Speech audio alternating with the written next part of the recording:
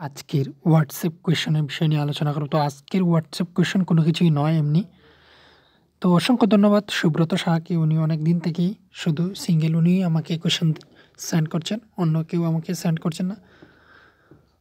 তো সবাই please send করবেন আমাকে কোয়েশন এবং অসংখ্য ধন্যবাদ আবারও বলছি সুব্রত সাহাকে।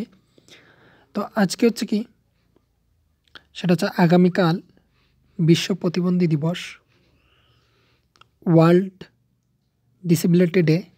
তার জন্য ডিসেবিলিটি সম্পর্কিত কন্টেন্ট বা অ্যাওয়ারনেস পোস্টার আজ দেওয়া হবে। তাই আপনাদেরকে কাছে বিনীত অনুরোধ। তো এতটুকুই রয়েছে, এটা আমাদের স্টুডেন্টদের জন্য নয়, যারা স্কুলের দায়িত্বে রয়েছেন তাদের জন্যে। তারপর হচ্ছে একটু কেলো একটু পড়ো। এখানে ড্রুলিং, অধিকাংশ প্রতিবন্ধী শিশুর এই সমস্যা থাকে। মুখ থেকে অনবরত লালা পড়া, মুখের ভিতরের পেশি নিয়ন্ত্রণের অভাবে এমনটা হয়। ভিতরের পেশিকে তারা কন্ট্রোল করতে পারে না, তাই এর জন্য মুখ থেকে অনবরত লালা পড়তে থাকে। তো অনেক পূর্ণবয়স্ক প্রতিবন্ধী মানুষও এই সমস্যায় ভোগেন। 15 থেকে 18 মাস বয়সের পর শিশুর লালা পড়া নিয়ন্ত্রণ করতে পারে।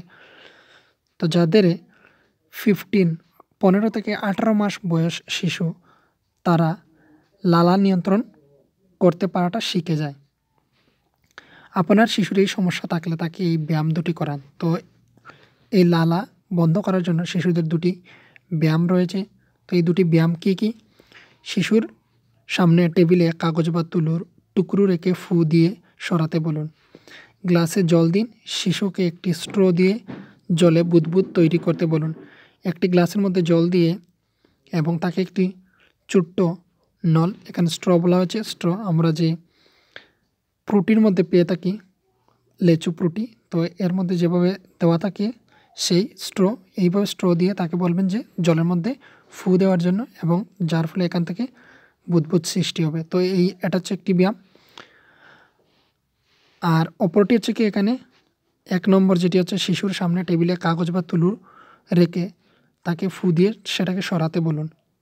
তাহলে এই দুটি ব্যায়াম হচ্ছে তাদের করলে শিশুগুলির মুখ থেকে লালা পড়াটা বন্ধ করার ব্যায়ামটা তারা শিখে যাবে তাড়াতাড়ি। আর এখানে হচ্ছে ভিডিও লিঙ্ক রয়েছে, তোমরা কোয়েশনের মধ্যে পেয়ে গিয়েছো ভিডিও লিঙ্ক। তো এই লিঙ্কে গিয়ে তোমরা অবশ্যই দেখে নেবে, সেখানে আরও কয়েকটি ব্যায়াম রয়েছে, তো সেখান থেকে দেখে নেবে। ভালো থেকো, সুস্থ থাকো, ধন্যবাদ।